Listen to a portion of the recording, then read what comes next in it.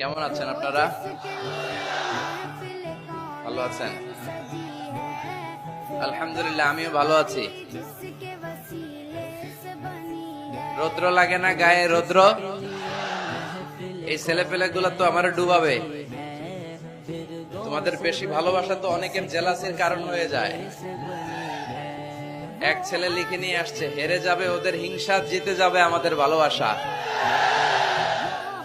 এতগুলো ব্যানার আসলে পড়ে শোনানো যাবে না। শুক্রিয়া, সবাইকে শুক্রিয়া। এটাও দেখলাম এমডি ইউসুফ লিখে নিয়ে আসছে।